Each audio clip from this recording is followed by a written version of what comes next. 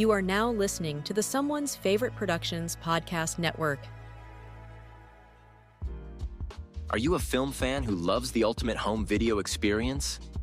Look no further than The Disconnected.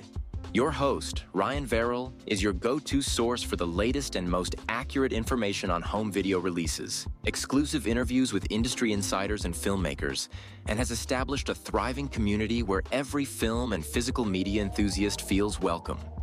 From hidden gems to blockbuster hits, The Disconnected brings you insider knowledge and a welcoming space to share your love of cinema. Watch every Thursday night at 9:30 Eastern, 6:30 Pacific for the live announcements show and follow The Disconnected on social media to stay updated. Subscribe to The Disconnected on YouTube or on the podcast provider of your choice and dive into a world where every movie night is an adventure. The following podcast will contain spoilers, tangents, hot takes, and excessive foul language. Viewer discretion is advised. Enjoy the show.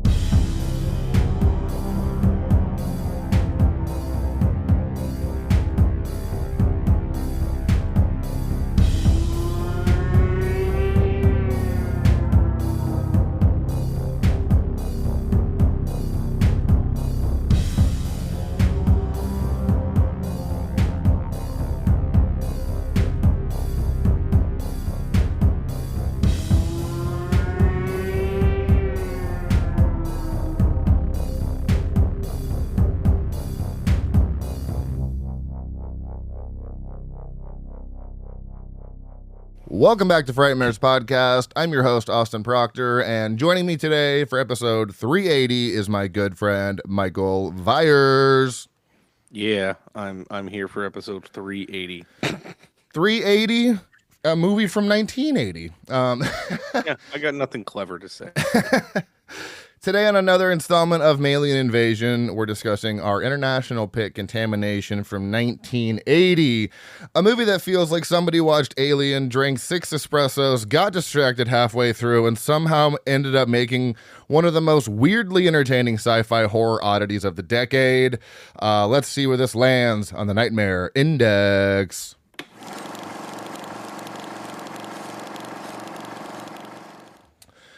All right, Michael. So, actually, I have one thing from the corrections department. I forgot.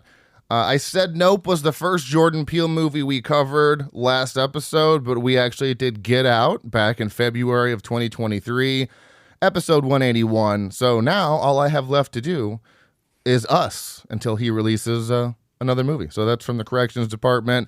What have you been watching in the past week, Michael? What do we have? Right. Let's take a look. It has been, let's see, since I try to be accurate, let's see, what is considered the last week? What day is it today? Today is the 23rd. I would say, Sunday or Saturday to Friday. Let's do that. Let's do that. For my podcast, I watched William Friedkin's Sorcerer.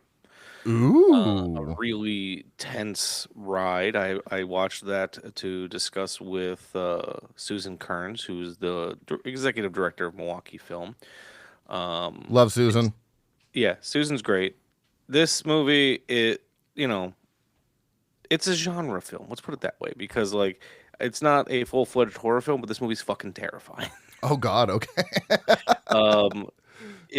My one sentence letterbox review is cinephiles will watch Sorcerer and go hell yeah while completely white knuckling their couch the entire time. So that's where, and you'll probably end up watching it because you'll be editing an episode for it. That's exciting. The only William Friedkin I've seen is The Exorcist. So this is the movie he follows The Exorcist up with. Hell yeah. Okay. All right. Sorcerer. I love it. Sorcerer. Then I watched Pirates of the Caribbean at World's End. Definitely has some horror elements to that movie. Yeah.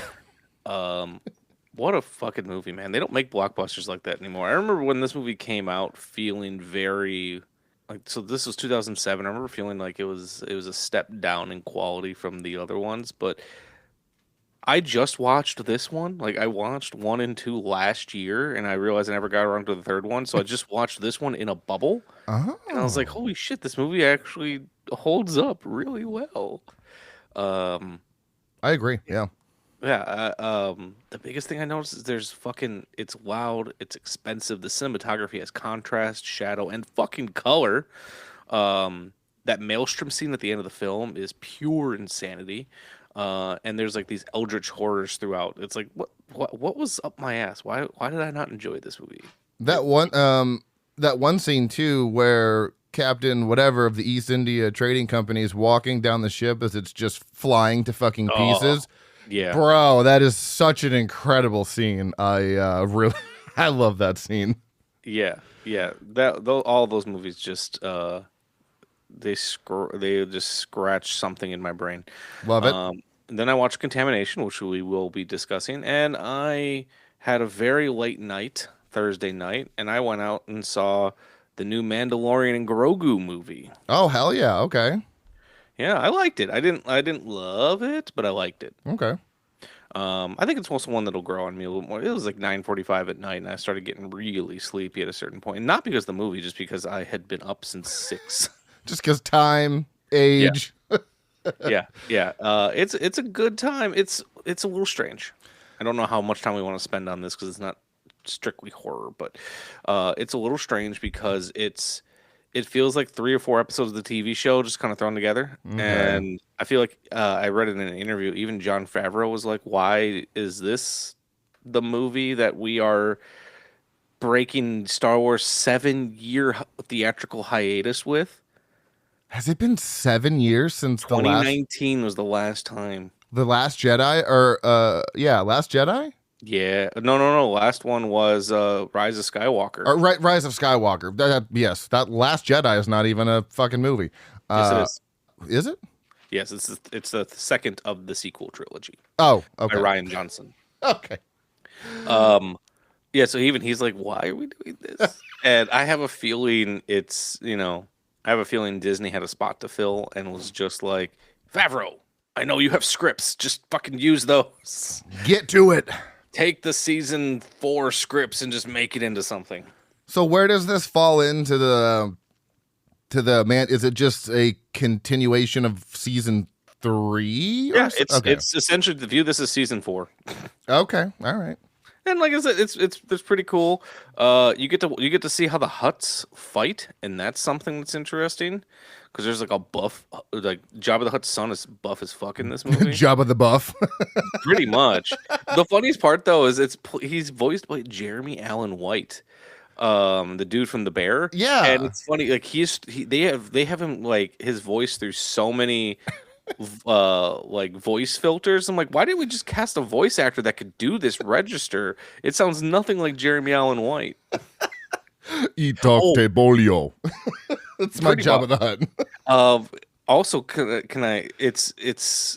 Martin Scorsese has a cameo in this movie. What? Just coming out of nowhere. All right. So well, that's how his name in the credits. Amanda looked at me and she goes, "Like Martin Scorsese." I'm like, apparently, I didn't know. Like that? Is there another Scorsese? No, it is the Martin Scorsese, and he's got a really funny fucking scene in this movie. So that's hilarious. Wild. So that's what I've been watching. All right. So let's see here. After Nope. So I followed up Nope. I went backwards in Jordan Peele's filmography, watched Us and Get Out. I still think they're brilliant. I got into Studio Ghibli probably in the worst way I ever possibly could by watching Grave of the Fireflies, which is like the most heart-wrenching film. That's the only thing I know about that movie, so it's the reason I've been putting it off, because I've heard that's all I've heard. Yeah, it's just sad and bleak, and I kind of predicted what would happen. I gave it a 3. Like, it's a good movie, but it's like one of those movies I'll never watch again because it's fucking sad. So you don't occasionally just put on a sad movie to feel some shit? Yeah, I'd see, and that's what I've been trying to do lately. I have been wanting it. I've needed a cry to get just come out of me. I need one. It's been too long, so I've been trying to watch movies that'll hit a nerve and just let the fucking waterworks come out, and I cannot find one. I think I'm just gonna have to watch 28 Years Later and wait for that Ralph Fiennes Memento Mori speech, because that gets me every time. I think I'm just gonna have to do that. But yeah, now I will have to go watch other Studio Ghibli films that are a little bit happier. But I mean, it's a great commentary on what was going on in Japan at the time. So I can recommend it. Just know it's not a feel good movie. I recommend it's. I don't know if it'll get you the cry that you're looking for, but I think it's just it's a delightful movie. I got the chance to rewatch Kiki's Delivery Service on IMAX. Ooh, and that I saw that a couple months ago, and I highly recommend you check out that one. Okay. I'm trying to think of the best way to describe it. It meant more to me. Like it was might have been one of the first ones I saw, and it meant more to me now than it did when I was a kid, because there's this really it's a story about this young witch who this world that it takes place in, they have a mandatory year where they need to live independently away from their parents. Okay. And she just discovers her witch powers, and she can fly on a broom, and she goes, well, shit, I can make some money by doing deliveries for people. And she takes this thing that she loves deep down in her soul and tries to monetize it, and then her love for it goes away, and she starts to lose her ability to do it. Okay. And I was like, as a 35-year-old who finds himself in the very similar situation, it fucking hit me. Okay, that actually sounds really interesting. I'm into that for sure. I know Gabby loves some Studio Ghibli. I don't know if she's seen that one. It's worth checking out. And there's a character in this movie by the name of Tombo, who is like the I don't want to like say he's a love interest, because that's very rudimentary, but like he has got a little crush on Kiki, and I found myself like really just responding to that scrappy little fucking dude. I was like, hell yeah, Tombo, you're my favorite character. Okay. He loves airplanes. That's all he's obsessed with. He's just obsessed with airplanes. Okay, so he's autistic then, like yeah. Homie is building his own airplane. Yes, with the intention of flying. I love it. Pretty much. So I think I hit a Mandela effect, because I swear the movie was it not Journey to Atlantis? Is that not the movie we all know from the 90s with Michael J. Fox? No, it's just Atlantis, the Lost Empire. I swear to God, it was called Journey to Atlantis. Okay, whatever. Rewatch that one. Love that movie. Love it. Is probably 5 stars. It's literally my favorite Disney animated movie of all time. It is so fucking good, so funny, still holds up. I don't know if you ever knew this about me. I have an obsession with old timey explorers. Oh, okay. So a movie about people discovering something that's never been seen before fucking appeals to shit. That's just catnip for me. Okay, and a thing I love about Journey, well, I guess just Atlantis, the Lost Empire, is how every character is just so wildly different, and they all have such a, I don't even know how to explain it. They just have such strong personalities, and I think they all work together very well. And the scene at the end with Captain fucking Dickhouse, whatever his name is, where he's got the crazy eyes, still horrifying to this day. That scene at the end when all the insanity is happening, and he's like trying to get Milo into this pod or whatever, and he's just got this manic look on his face. And I was like, yeah, that's still horrifying. So yeah, 5 out of 5 from that one. Rewatched Bobcat Goldthwait's Willow Creek Bigfoot movie. I don't know how I feel about this one. I think I need to get some context here, because I don't understand, and I can't talk about it without spoiling it. But yeah, 2.5 on that one. Not really my jam, but that's just how it works sometimes. And then I saw 2 new movies in theaters. Saw Obsession, which not surprising at all that this is 5 out of 5 for me. Curry Barker, fucking directorial debut, 4.2 out of 5 on Letterboxd, 8.2 out of 10 on IMDb. Go check my review on social media. I think it is. If it's not it is one of the best directorial debuts from a horror film maker that I've ever seen, because holy shit. What a movie. Can't really talk about it because you just need to go in as blind as you can. Outside of the One Wish Willow and Making a Wish, that's all you need to know. Wait, wasn't Milk and Cereal his directorial debut? No, that was straight to YouTube, and it was 62. I mean, I guess technically... It's technically a feature film. It's technically a feature film, but it went straight to YouTube on his channel, so I'm calling this his theatrical debut. There we go, his theatrical debut. Yeah, because he did do Milk and Cereal from 2024, which was incredible.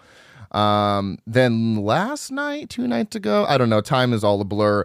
I went and saw Corporate Retreat. Real quick, in case you're curious. Oh, yes. According to the Academy of Motion Pictures Arts and Sciences, they define any movie with a running time more than 40 minutes as a feature film. Okay, and that was 62 minutes. Okay, good to know. Yeah. All right. I thought that was interesting. I was just like, what is the rule? What is the rule? Yeah. They are going to be the ones I'm going to listen to. They are the Academy. Like them or hate them, they feel like they make the rules. Anyways, continue, please. So saw Corporate Retreat in theaters. Just expected it to be a good popcorn flick. Turn your brain off. Genuinely one of the worst movies, horror movies I've seen this year. 1 star. I feel it's ChatGPT, like AI wrote this. There's no way around it. The plot was nonsensical. The acting was so wooden outside of one person, and really a storyline that's never fully explained. Cannot recommend seeing that one, unfortunately. And then the last one I saw that's brand new for this year on Tubi. I don't think it's a Tubi original, but it is on Tubi. It's called The Calling Witch. And great premise, great setup, great idea. But I feel like they were trying to go in too many directions at once. And they should have just kind of stuck to one thing, because at one point the story is trying to do like 3 separate things and tie it all together. But I'm like, it's a little messy, but 3 stars. I did enjoy it. Creepy imagery, really good scares and setups, and it looked very good as well.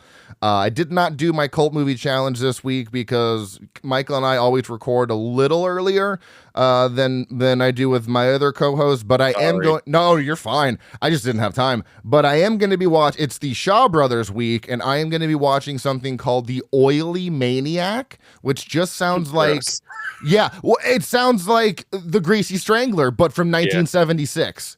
I started it and I'm like, okay, this is going to be fucking incredible. So that's going to be talked about on the next episode, but I'm very excited to get into that. Wow, that's a poster. Yo, dude, it's going to be so much fun. And even from, where was I? I think it was on Prime. And for 1976, I just thought, wow, this production value is actually crazy. Just how clear and like the images for a 50-year-old movie, blown away by that. So I will come back with my thoughts and comments on that. I say we move on to the body count here. So our movie at hand here, Contamination from 1980, released on June 11th, 1982 in the U.S., originally released in Italy in 1980. It is rated R. There is no sex and nudity. Moderate violence and gore. No profanity. Moderate violence and gore? That's what I said. That's what I said. Okay, whatever. Whatever, Captain Goofy. No profanity, mild alcohol, drugs, and smoking. And again, moderate frightening and intense scenes. I'd argue that would be severe, but what do I know? I'm just some bitch. Runtime of 1 hour and 35 minutes. Listed as a horror sci-fi, directed by Luigi Cozzi. And this is interesting, so stick with me here, right? He directed Godzilla from 1977, but this is a re-edited Italian language dubbed version of the original Godzilla, featuring 80 minutes of footage from the 1954 version and the U.S. version Godzilla King of Monsters, plus 25 minutes of World War II newsreel footage and clips from other monster 1950s movies. It was re-edited, then colorized via Spectrorama 70, consisting of applying various colored gels to the black and white footage. It also features new music score composed by Vince Tempera under the pseudonym Magnetic System, which I thought was interesting. He did Hercules from 1983, and he is an uncredited director credit for Sinbad of the Seven Seas. So very interesting thing that this guy's going on. He also has a story by credit on Dario Argento's Four Flies on Grey Velvet. Okay. See, because he also wrote this movie, and he wrote everything I just mentioned, but I must have missed the Four Flies on Grey Velvet. Okay. Yeah, I think he also has a story by credit on Two Evil Eyes and the Stendhal Syndrome. I do love Two Evil Eyes. And for those of you listening at home who watch this movie and be like, I didn't see no fucking dude named Luigi Cozzi. It's because his American name was Louis Coates. Because a lot of times studios would change, or sometimes filmmakers would do it themselves too, would change the names to so people didn't think it was a foreign film. Good Lord. That's a very common practice. Yeah, I get it. It's also funny, like if you go back and watch trailers for foreign films at that time that were released in the U.S., they usually don't feature any talking. Yeah, I watched the trailer for this, and I was like, what's happening here? It's very strange. They're just trying to get people in the theater. Right. Also written by Eric Tomek, who has mostly written German films, composed by Goblin. You know, they composed Deep Red, Dawn of the Dead 1978, which we watched the Argento cut, which featured more Goblin score, and Beyond the Darkness, many other things as well, but those are the three I put up here. Cinematography by Giuseppe Pinori, who also did the cinematography for Under the Sign of the Scorpio, Murder Rock, Dancing Death, and something called Karate Warrior. That sounds fun. Ooh, he also did Warriors of the Year 2072. He has an interesting, like all these people have very interesting careers, especially the editor, Nino Baragli, edited Django from 1966. Yeah, I love Django. The Good, the Bad, and the Ugly, and Once Upon a Time in the West. So he worked a lot in Westerns, which I find interesting. So yeah, good for Nino. And then starring Ian McCulloch as Commander Ian Hubbard. He was also in Lucille Fulci's Zombie from 1979 as Peter West. Louise Marlowe as Colonel Stella Holmes. She was in something called Heartbreak from 1979 as Celine. Marino Massey as NYPD Lieutenant Tonit Aris. He was also in The Godfather Part 3 as Lupo. That just felt fitting because you recently covered The Godfather Part 2 on your podcast. And then we have Siegfried Roche as Hamilton, who was mostly in German films. Couldn't find a budget, couldn't find a box office gross because I'm lazy and don't go outside of IMDb. Filmed in New York, Anzio, Italy, Florida, and then Atlantico, Colombia. You can watch this on Pluto and Plex. Dude, the movies that came out around this time, holy shit. Dead Men Don't Wear Plaid, Eating Raoul, Forbidden World, Mortuary, The House Where Evil Dwells, Annie, Smithereens, plug for Susan Kearns, because didn't you do an episode on Smith? Yeah, we did. I knew that was going to come back up. Poltergeist, Rocky 3, E.T., Star Trek II, The Wrath of Khan, Grease 2, Blade Runner, The Thing, Tron, and one of your favorite movies of all time, The Best Little Whorehouse in Texas. You know how I feel about some Burt Reynolds. Also, Dolly Parton's a fucking fox in that movie. Yeah, I still need to see it. And it's a musical, so go in expecting a musical. It's a music. All right. It's a musical. All right. Doesn't Gabby love musicals? It could be a date night. It's not salacious. It's not like, despite the title, it's actually kind of a very sweet movie. All right, she loves musicals. I'll get her to watch that. IMDb. Michael just recommended we watch Best Little Whorehouse in Texas. She's gonna be like, "Why? Just hold on. Let me put it on. Let him cook." IMDb summary: a former astronaut helps a government agent and a police detective track the source of mysterious alien pod spores filled with lethal flesh-dissolving acid to a South American coffee plantation controlled by alien pod clones. Let's go into the autopsy here. Oh god, that sound always just gets me. Yeah, that's what it's there for. All right, Michael.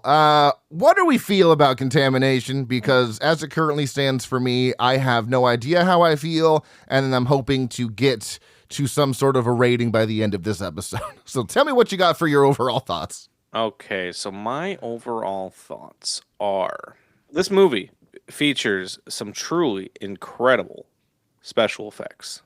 Agreed. But the problem is you have to sit through the rest of the movie to get to them.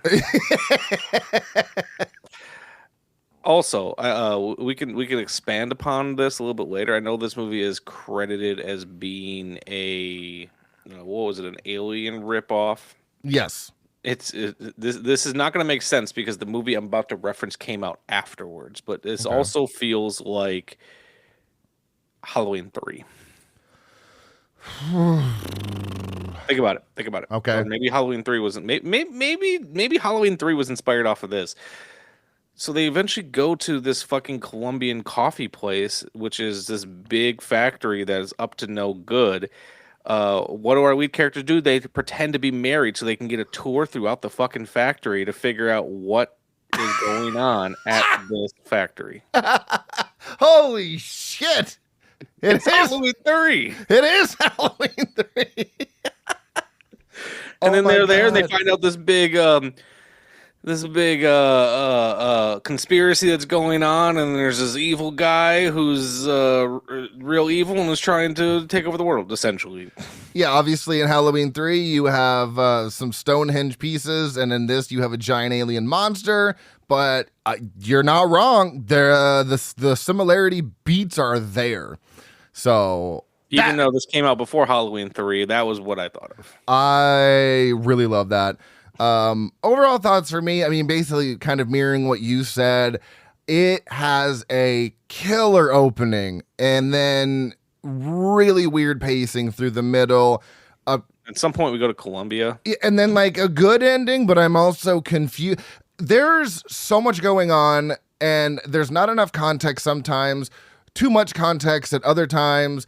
And I am, at the end of the day, I'm wondering, what is the motivation here, which we will speculate on as we get through this movie. So I don't know where I stand. I found myself really into it at sometimes, and then I found myself like, how much is left in this movie at some points. So, yeah. So for me, if we want to start getting into it more in depth, sure. For me, what worked, I liked the beginning, I liked the intro. I liked, especially having just watched Guillermo del Toro's Mimic, I liked this idea of this ship that ports into New York, and they have to call in essentially the CDC or whatever to come investigate it because everyone is just fucking dead. And they're like, well, something's wrong. Something's, let's investigate this a little bit further. Right. I thought all that was working. It has some of the truly fucking greatest chest explosions I've ever seen. Mm-hmm. So kudos to Contamination. And then once it starts becoming like, okay, we got to investigate this, and it's like it's something to do about coffee, and once our lead character gets involved with that organization that's investigating this, and it all kind of feels like everything takes place on a spaceship, those scenes weren't working for me. Anytime they're in New York and doing that stuff's all working, and then they do a fucking location change to Colombia. Yeah, it stopped working for me again. It's a weird movie. I don't think I actually liked the movie. Yeah, that's where I'm at, right? So it's a James Bond movie at one point. It's very, very weird. It's very strange. It is. So let's start from the beginning then, real quick, because I do really think it is an incredible opening. It is. We open on this abandoned ship drifting into New York Harbor. No one knows where it came from. The crew is missing. And then there's this kind of thick... And not only just missing, but like they make this great point that they stopped whatever they were doing. Like, because there's still half-eaten food on plates, and whatever they were doing, they just got up and left. And even the captain's log or whatever, it just stops at one point. Mm-hmm. So... Once they get on the ship, the atmosphere is kind of like thick with uncertainty. Everything feels wrong. It's very Lovecraftian in a way. It is. It's almost taps into that cosmic elements. And then They start exploring. You're beginning to question what's going on. Like, why is all of this happening? And then someone discovers the pods, and suddenly the movie goes off the rails because instead of slowly escalating into horror, people just start fucking exploding. I was like, what the fuck? You get one jump scare, a guy falling out of like this closet or whatever, and then once they find the pods, people just start exploding. Organs are launching across the room, eyeballs are bulging, bodies are erupting like fireworks, and it's like one of the most gloriously excess practical effects sequence of the 80s, I think. Oh, absolutely. It's great. Yeah. And the movie spends the first 10-15 minutes building this suspense and all this chaos, and then immediately rewards you with like these human grenades essentially, but then the opening scene kind of sets an expectation like this is what we're going to get. And the rest of the movie just spends 90 minutes trying to live up to that opening. And it does not live up to that opening. It's just like Vampire in Brooklyn. It had a very good opening and a good first act, and then it just tapered the fuck off. So it's just such a strange... I got so excited when I was watching this, like, oh man, this is going to be a fun time. And then like that intro kind of just makes you believe it's like, oh man, this is going to be a new classic that no one's talking about. Right. And that's what I had hoped we'd stumbled onto.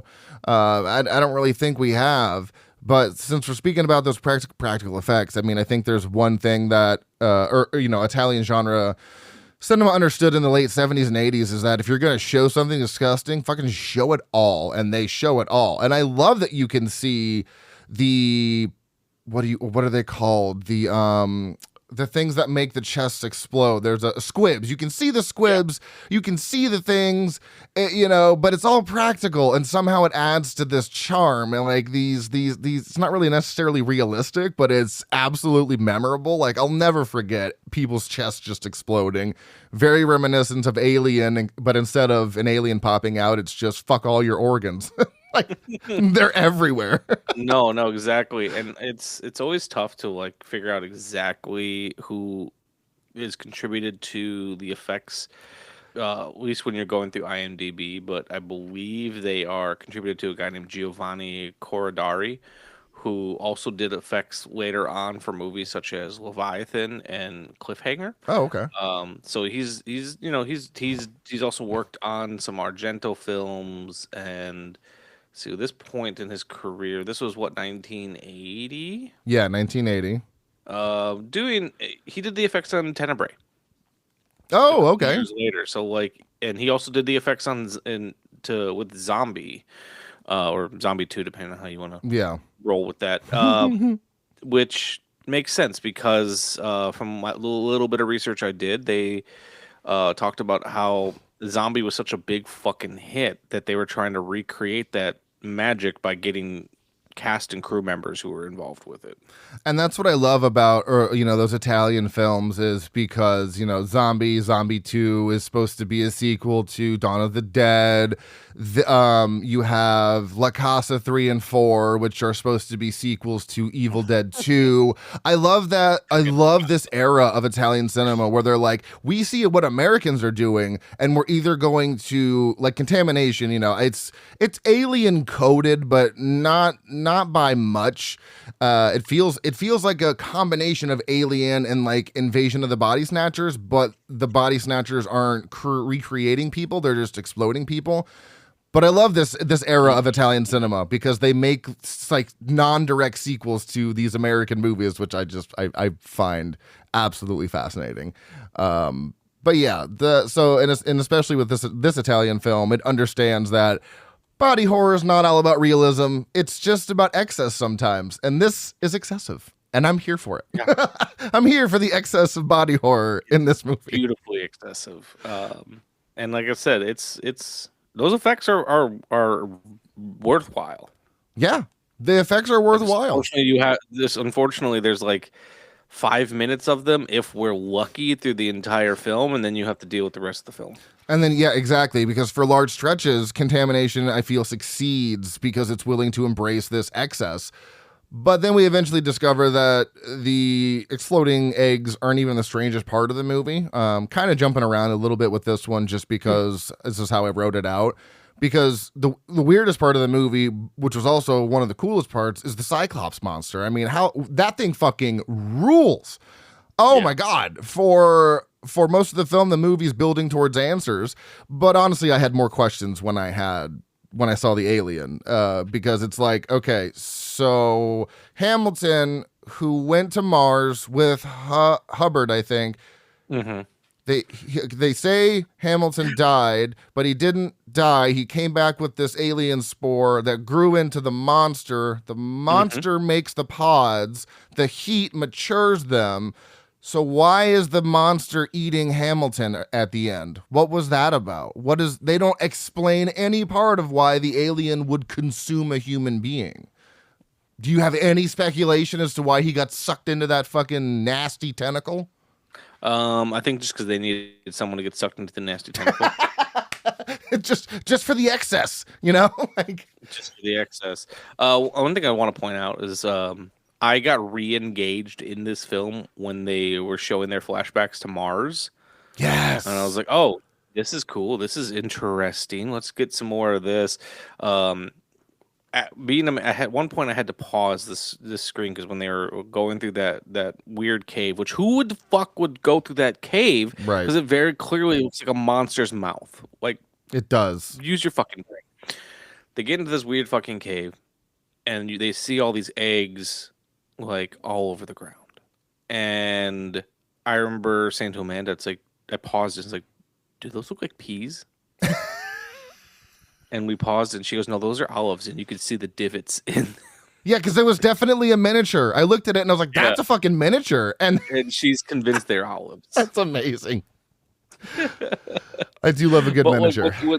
When they were in like the Mars section, like, fuck yeah, we're gonna get some space shit up in here. And like I said, it's probably just because I've been reading so much H.P. Lovecraft. Like I'm going through his entire works. But like I just kept noticing all like the cosmic dread of it, whether that was intentional or not. And then like the creature and such. And I was like, oh, I can see the connective tissue here with what Lovecraft was doing back in the 1920s. And then it just became strange. Like there was also this weird main character shift at one point in the film. Like throughout most of this film, we're following the New York Police Department guy, and I think and Luis Aris Marlowe. or Aris or whatever his name is, Aris, something like that. Yeah, it was Aris, and then the female character's name was Stella Holmes. We're following them throughout most of the film, and then they bring in Hubbard, and then it's like it feels like a love triangle where they're not actually into each other. Like, because they're not like building a relationship character, but like it feels like Hubbard and Eris are just both competing to be like, well, I was the main character. Well, now I'm the main character. and then even Hamilton, or was it Aris? I don't know. At one point, Stella is tied up with someone, and they were talking about how like they had this thing, and she's like, "Turn around," and I was like, "If they kiss, I'm gonna lose my mind." And then that's exactly what they do, and I'm like, "What love triangle is happening in this movie?" I don't understand it. Because Hubbard is the astronaut who came back from the Mars mission that went crazy, and Hamilton Hubbard. Hamilton is the one that was assumed to be dead, even though he wasn't dead, or maybe he's an alien now. But they also, with the Mars mission, bring it up like we're supposed to know. They just mention like what happened on that mission to Mars, and I was like, did I miss something? Is this taking place because we've never gone to Mars, so is this a canon event in your universe? And it was. So a lot of the times they would just talk about something without really giving you the context of like, oh yeah, remember that mission when we went to Mars? It was like, what happened with the Mars mission? And I'm like, I feel like something had to have got cut out. I feel like there should have been a little bit more exposition in this film. Right. And for a film that spends, I'd say, this most of the second act with exposition, you feel like they would provide you a little bit more. Because at one point, to me, it almost feels like this giallo in the sense of the investigation part of it, where they're trying to figure everything out. It has this, you have a police guy involved, so it's almost like this, they go into this kind of giallo moment for a little bit where they're investigating like a whodunit, who's involved in this and what's going on. So it feels like they were just trying to put too many things into this movie. And much like The Calling, which I mentioned earlier, they tried to do so much when they should have just kind of honed it in more and made it make more sense. No, I completely agree. Like it's nonsensical and not in a fun way. Like, because sometimes you'll get those giallo films that are like, I don't know what the fuck is happening, and you don't care. Like to this day, I couldn't tell you what's actually going on in Deep Red, but every time I watch that movie, I feel like I'm watching it for the first time. But yeah, I feel like this movie needed another fucking pass, and I just feel like, man, there's a period of time where you can just rush something into production and it would fucking get made for a couple $1 million. And I couldn't find too much trivia on it because it is such I'd say forgotten, but it's just not really talked about that much. So I was trying to find if maybe something happened with production. I don't really know exactly because it does feel like some segments are missing. The pacing feels. And one thing I did find out is it did feel like there were some cuts to this film, and I think the version I watched was like 80 something minutes. Oh, interesting. There is an Arrow Blu-ray that is uncut and it's 95 minutes. That's what I watched. I did buy the Arrow version of it, and it was 95 minutes. So I watched whatever was on Plex. Oh my god! Now I'm wondering what they cut out of that version, because 6 extra minutes. That's a substantial chunk of time. Actually, it's more than 6 because according to the run, granted, this is just the runtime on Wikipedia.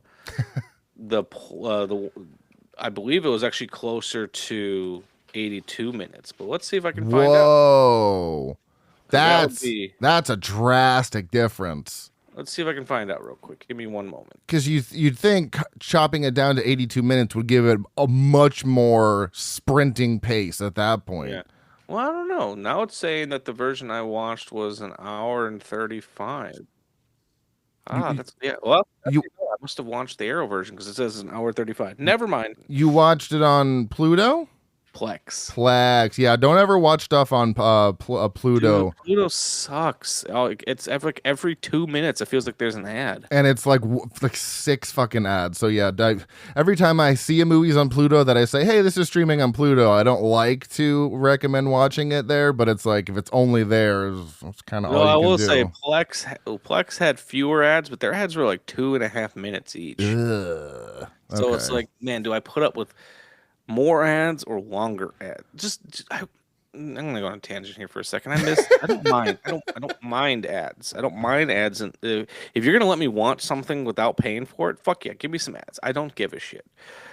I miss the old days of like Hulu when they were like, let's show you a couple ads at the beginning of the movie, and then you're done.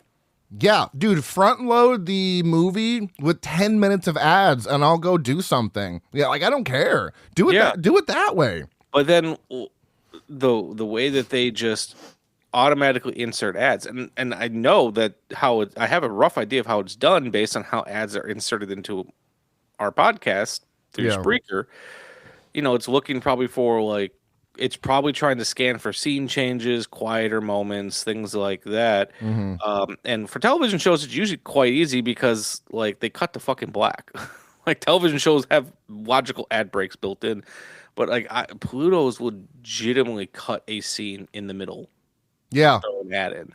The only thing I watch on Pluto is Bob Ross, and the only time I get commercials is when they take commercials in the show, and I'm like, this is perfect because they take 2 commercial breaks, and that's it. So yeah, Pluto, not the greatest. Pluto. Not the greatest at all. So let's see here. Where was I next in my notes? Talking about how much we hate Pluto some more, because I can do that. Let's go on a tangent for an hour. What I really appreciate about the effects though is that the creature, or especially with the Cyclops, that's where we were at.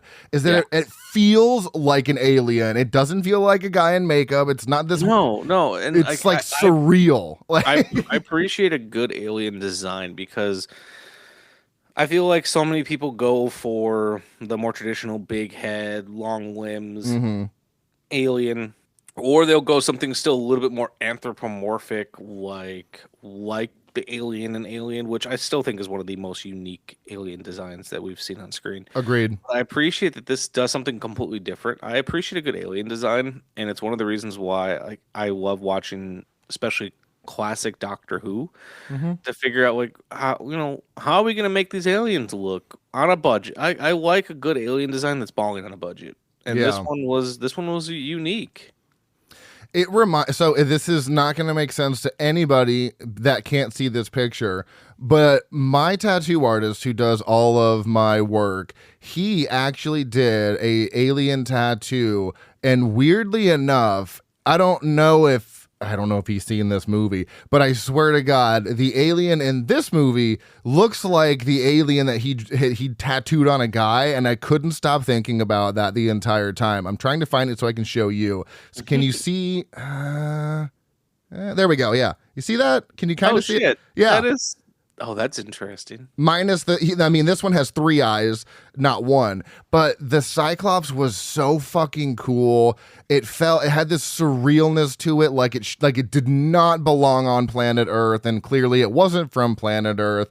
But I loved that thing, and then it had all these. It was just oozing and dripping with all this goop, and that brings me back to the like if you're gonna show disgusting shit, show it all, and it sure does.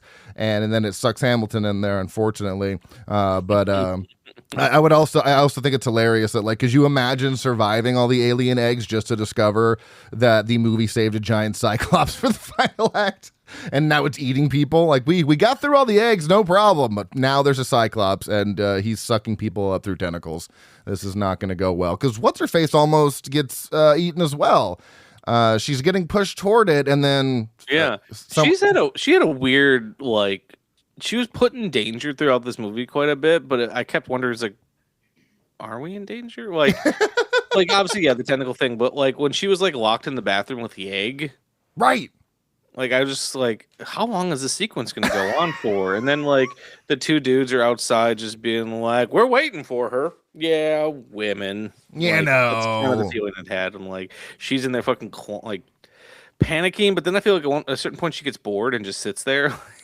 Yeah, she's trying to like figure out how to get out. She can't get out. And I love that the guys go there to check on her because, one of them called their room and she didn't answer. And he's like, there's a do not disturb sign on there. Like, you're not employees that work here. Just fucking knock on the door. And he takes it off, turns it around, and then knocks. I thought that was so silly because it's like, you're not workers. This is your friend. It's okay if you just fucking knock on the door. And then he comes in to save the day. But the thing I don't understand, right?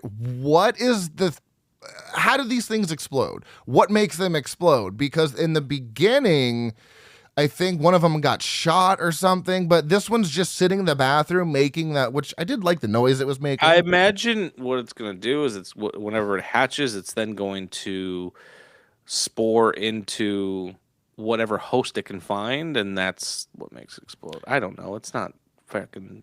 It's just not explained. They don't explain the process outside of the Cyclops makes the eggs and then the heat matures them, but they don't explain anything after that. Like I imagine they're like, yeah, I've seen Alien. You know how this works. Right, yeah, I guess. So yeah, the plot, it's not the greatest.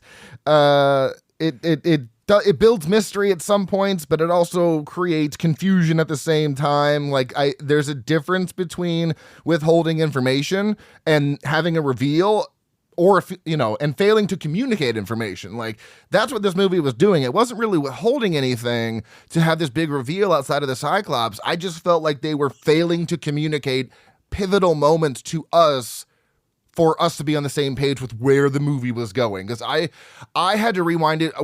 It took me like 2 hours to watch this last night because I kept rewinding it. Like, what did I miss? Okay, I didn't miss anything. All right. And then I still was confused by the end. So I'm not gonna lie, I also watched this movie after having a THC drink. Ooh. So, I was like, this feels like the perfect movie to watch this with, and I was like, what's happening? Yeah. And at first I was like, oh, it's because I'm, under the influence of a substance. But I was like, no, this movie just doesn't fucking make sense. Because, like, to give you an example, I sometimes hyper-focus on things when I am under the influence of something. Yeah. And I essentially I I feel like I wrote an essay one time about the use of music in the Brady Bunch movie, and so it's like, and then this one, I'm like, I could barely follow what's happening. Yeah. It does feel like the right movie to have, like, you know, like have a joint or something like that, just based on the description. But then you're like, fuck, am I confused or is the movie confused? No, the movie's just confusing. It's not you. It is definitely the movie. Yeah. Also, I feel remiss saying this. Okay. The Goblin score wasn't working for me in this movie. Oh, dude. I feel like the music on its own is fine, but it feels like it's counter-scoring the film. Yeah, so that is one of the points that I had too, is like, whenever Goblin shows up, you know, horror fans pay attention, obviously for good reason. Their work elevates most things they do, and while I was enjoying the music, at some points, they really wasn't fitting with it. There definitely was not enough Goblin score. And the stuff that they did play was very much like Dawn of the Dead, where there was one main theme that they kind of replayed over and over. But it wasn't fully working for me. And I don't know if it's because the movie wasn't that great, or because, like, Goblin, I always love Goblin. I've never not liked a movie. It's also, there's not all Goblin is created the same. True. Because Goblin, as you probably know, it's a collective name, but the members switch out. Right. So, like, I know one of my favorite members of Goblin is Claudio Simonetti. He's not involved in this one. Oh, interesting. Okay. Yeah, he's my favorite as well. That being said, like, I'm no Goblin expert, so it's really hard to, like, I'd have to actually do a deep dive to figure out, like, the different versions of Goblin. Mm-hmm. But so that, you know, like, I know Claudio was a big member. Fabio Pignatelli was a big member. And then Massimo Moranti was also, like, I think they're all, like, founding members. Right. Okay.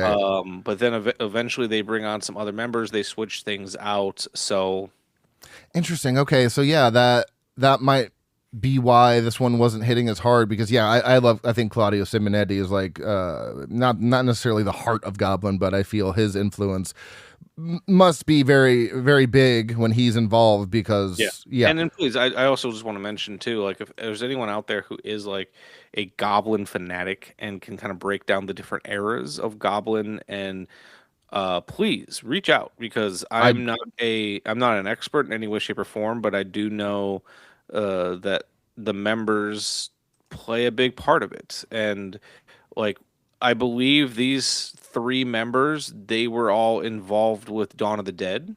Mm-hmm. So, okay. But Dawn of the Dead's also not my favorite Goblin score. Yeah, and you can go listen to us back in February, where Michael and I talked about the Argento cut. It's funny, that movie almost had too much Goblin score, whereas Contamination did not have enough Goblin score, and it didn't hit the same. I feel like Romero agrees, which is why he limited the amount of Goblin in the theatrical cut. He's like, This is good shit, but let's use some other music as well. Let's use a little bit less.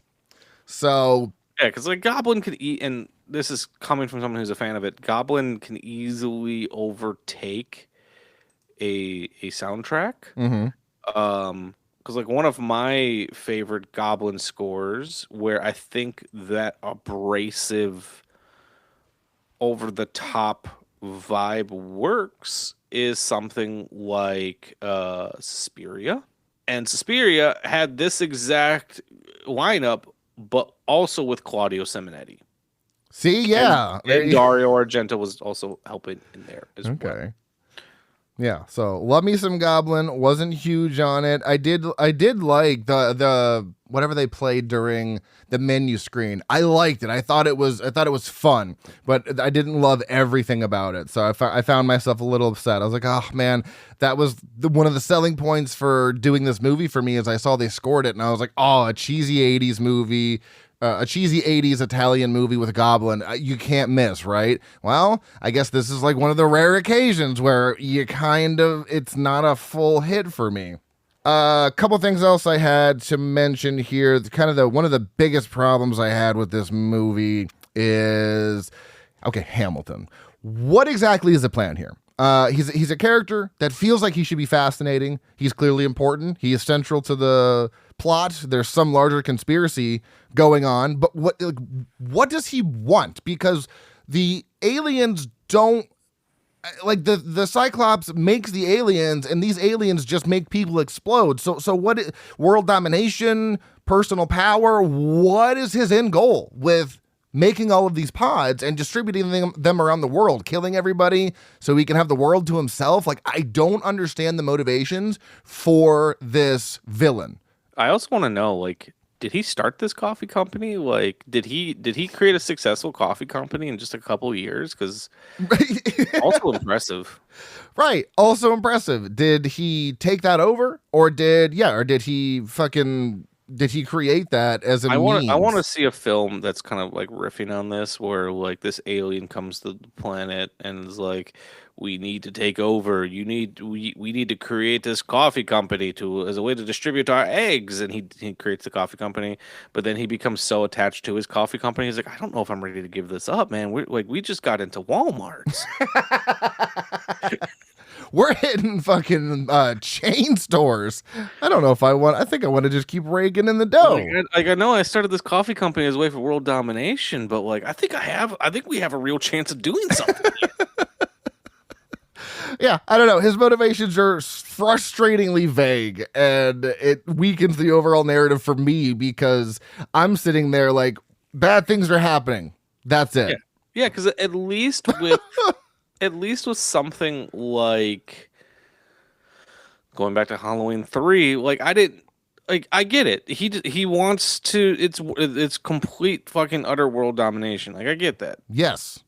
And like I can make that assumption in this one, but it feels convoluted. Yeah, it's just an assumption because the aliens, the pods are things to just make people explode. They don't. What is it? I mean, I think one exploded on the ship and everyone got like blood and goop on them and then they exploded as well, but they're not like reproducing. I feel like a lot of this could have been like, oh shit, okay, I get it now, is if when they exploded, very much like their influence in an alien, if a creature would have come out of their chest or something and then they kill that creature, it's like, oh, okay, now I get it. This is a way for these eggs to, like, because as of right now, the eggs just they're like essentially poppers. Like, you remember those little fucking exploding, that's all they're doing. They're just blowing up. Why are they eggs then? Yeah, why are they eggs? And this movie could be fixed with one thing to make the narrative make more sense, in my opinion. If the eggs infected someone and it explodes, instead of taking the direct route of Alien where something pops out of their chest, it would make so much more sense if anyone who was in range of that explosion kind of, because I don't feel Hamilton it's like impregnated or something. Gets impregnated, turns into an alien. I don't know, because I don't feel Hamilton is necessarily human at this point. I feel like he has been. Think about Puppet Masters that we did, like, what was it, 2 weeks ago, 1 week ago, where it's like the aliens were attached to their backs controlling them, something like that. These things explode, whatever gets on anyone in range acts as some sort of way to take control of that body, and now it's part of a hive mind or something. Like, but no, it's just everyone's exploding. It's great shock value, but really, we're not really spreading these eggs around. You're having to make them and ship them. So what are we doing here, Hamilton? You're a very, very confusing villain, and I don't understand you, but I do love the Cyclops, and I do love the exploding shit. I think that's really all I got. There's honestly, I was worried going into this episode. I was like, man, I don't know what I'm all gonna have to say, but we got more than I thought we were going to. Yeah, I try to take just an insane amount of notes about, any problems, things I liked, and then I don't really feel like there's any, sometimes I try to touch on subtext and theming and stuff like that, but I don't really feel like there's outside of like the loss of autonomy, but you don't really have the loss of autonomy for like 5 seconds before you explode. Like we would be legitimately just grasping at straws. Right, exactly. And I guess the fear of something foreign that can enter your body and completely destroy you from the inside. This isn't like a military invasion or a biological invasion, psychological. It's just this egg alien, whatever. That's all it is.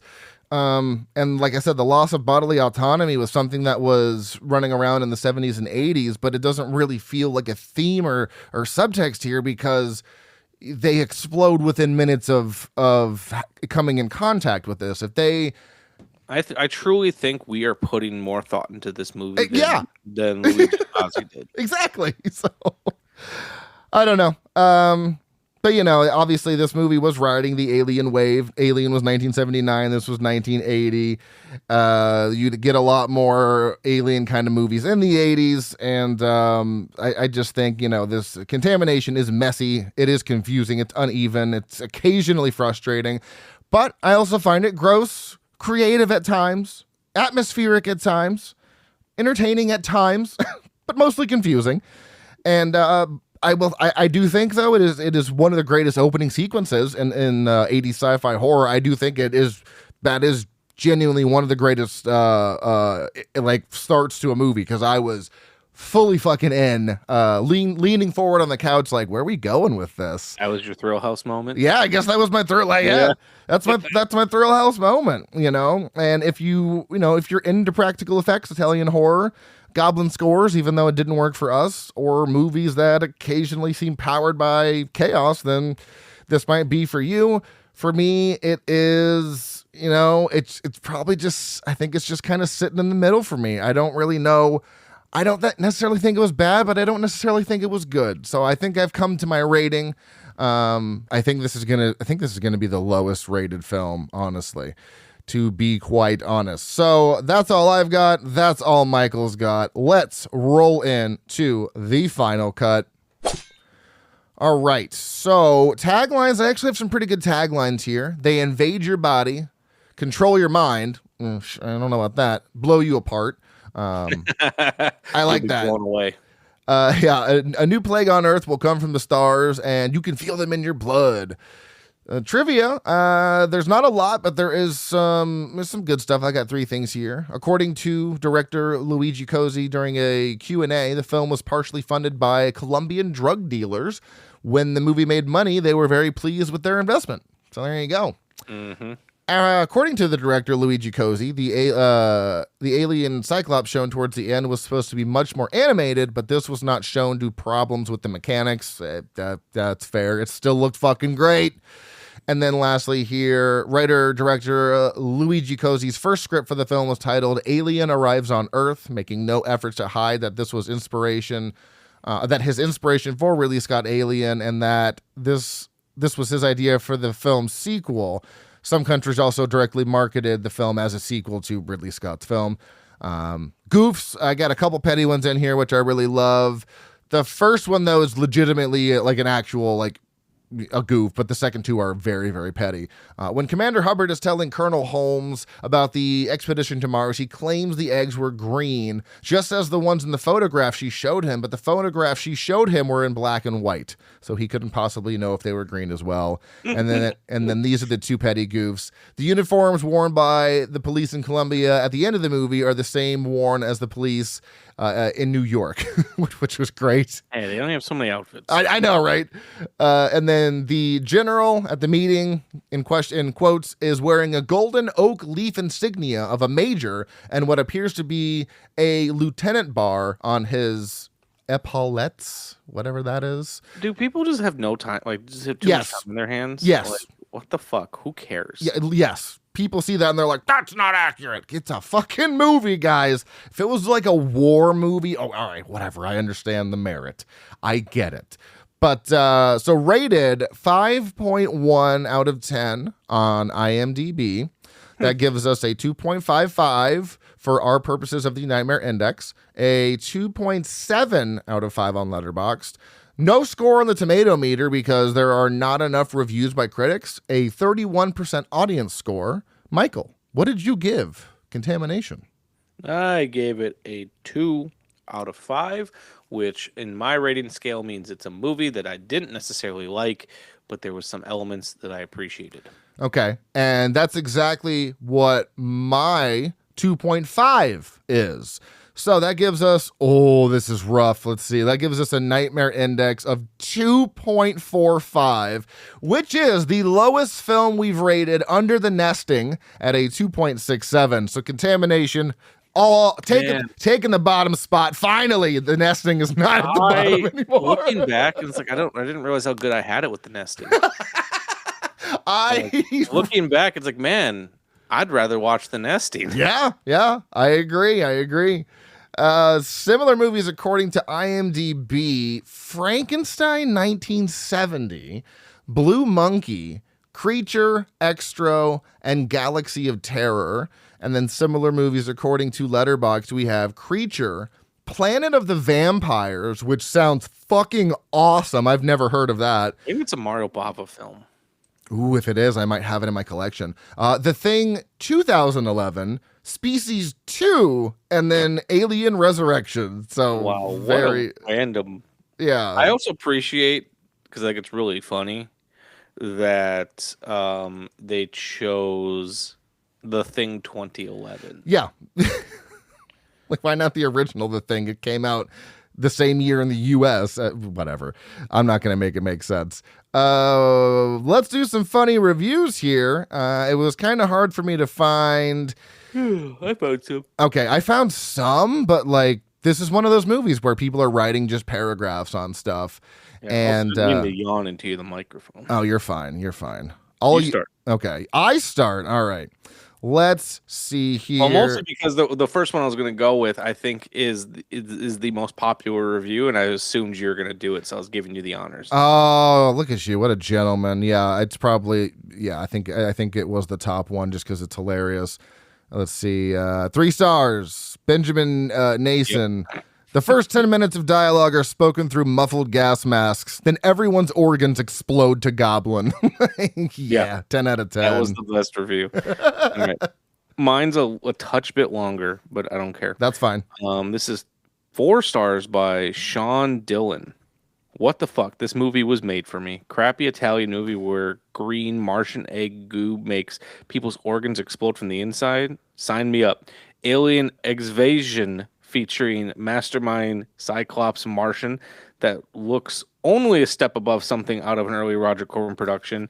Also an instance where I can understand why this was banned in Britain. They're blowing up everyone in this movie.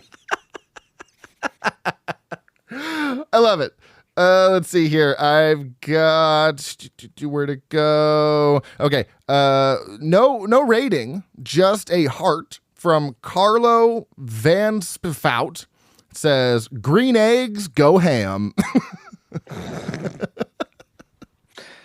Not wrong. This one is by someone named the LFA. They gave it a half star. Okay. Occasionally gets near so bad it's good territory, but hardly ever makes it. Also, I realize I'm the minority, but I hate Goblin. And then they say I hate, all caps, Goblin. Whoa. I mean, everyone has their own opinion, but that I have not met someone that does not like Goblin. 2 stars from Justin DeClow. I like it when the people explode, but that does not happen nearly enough. I got a half star by Requination. Schlock as schlock can be. As a kid, I would have probably shit my pants, but now it's just a testament when no budget meets no talent. As a kid, I probably would have shit my pants. I love it. All right, last one from me. I've got 4 stars from Lori Orla. That melancholy sigh of a green alien egg that's about to rupture and make your guts explode. All right, my last one is by Liz with 3 stars and a heart. What is it with Italian exploitation movies and animal cruelty and South American location shooting? Animal cruelty. What was the animal cruelty in this? I imagine it was the rat. Oh, yeah. I don't know if that was an actual rat, but they fucking blew that shit up. It was chunky. It was chunky. Oh, goodness. If you enjoy the show, please rate and review on your favorite podcast app of choice. Follow us on Facebook, Instagram, TikTok, Slasher, Threads, and YouTube at Frightmares Podcast. Our email is stayspooky@outlook.com. You can also follow me personally on Letterboxd at Dr. Proctor. Michael is Vyers_102008. Nope, just Vyers10 2008 on Letterboxd. And where can everybody find the sultry sound of your voice on your podcast? You can find my podcast, The Shameless Picture Show, and everywhere that you find podcasts. We are on Spreaker. We are on Apple Podcasts, Spotify, YouTube. If we're not somewhere, I will put us there. Just, you got to tell me. You can also find me doing physical media reviews on TikTok for some reason and Instagram. You can find me in pretty much everywhere as Michael_Vyers or Shameless Picture Show. Boo. Yeah, I love it. If you'd like to expand your movie podcast listening, be sure to check out The Shameless Picture Show, as I say every week, the Dead-Eyed Millennial Film Club, and 1 week rental as well. Also, the vast library of someone's favorite productions. So many things going on there. Next week, Corey and I will be doing Extraterrestrial from 2014. I believe it is a found footage style movie. I believe I've seen it, but I can't remember. It is our wild card pick to close out Maylien Invasion, and it is currently streaming on AMC Plus if you'd like to check it out. So until next week, stay tuned and stay spooky.